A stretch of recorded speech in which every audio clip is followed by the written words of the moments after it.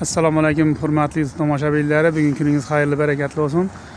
Yine bugün Xanqada şu Amazator bizde turgan ustanın yanına geldim hazır.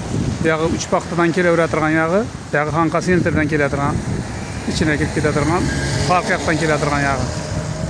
Şu yerda Amazator bizde turgan ustalar var. Ko'p odam o'zi biladi bu yerda. Yaxshi usta, bu yoqda to'qirxonasi bor. Yerda shu Amazator bizde şu yerda. Yani aptol almashtirib beradi. Şunun hizmetli etadi bular. Köp yıllardan beri işleydiler. Şular bilan aytaman. Hozir bir qator ko'rib o'tamiz ichkarida ustani.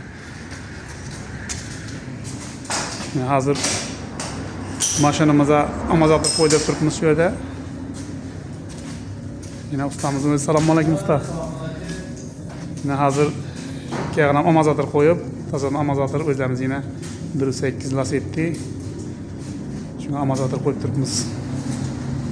Hem ustanın bir zor peçkesi var yine. Şundan bir kadar ko'rsatib o'tmoqman sizlarga. Hozir yine qo'l bunda to'q ishlamidi, to'q yo'q axir, to'g'rimi? O'zi samotoq, o'zi yanadi. Samotoq tartadi. Yine bu boshkasi yine neda? Ha, atrobotga yanadi ekan. Boshkasini shunday atrobotgani to'ldirib qo'yar ekansizlar. So'ng bu yerimda bir kraynigi bor ekan. Kraynigini unchalik olsa shunchalik jonlanaveradi, voy. Jallanib qolaveradi bu yog'ida. Yana shu içine kirib chiqadirgan nesi var ekan, shu içine solib turadi ekan. Shu turibkadan kelib, shu içine tam turadi ekan.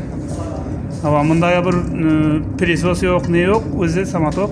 Shunday inim yoqlarni ko'rsangizlar, qop-qizil cho'q bo'lib turibdi. Hozir bu garajimizning ichi ham o'zi dim katta, shu yerda qizdirib, ajoyib etib turibdi. Qop-qizil cho'q bo'lib turibdi. Yalang'och shu yerdan kelib turibdi.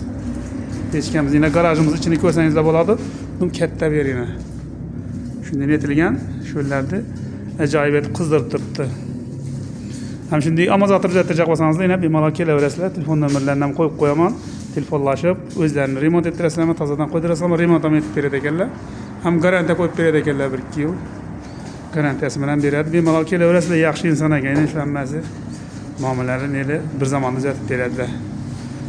Bemalol kelaverasizlar, telefon nomerini qo'yaman shu yerda, telefonlashib, maslahatlashib kelaverasizlar.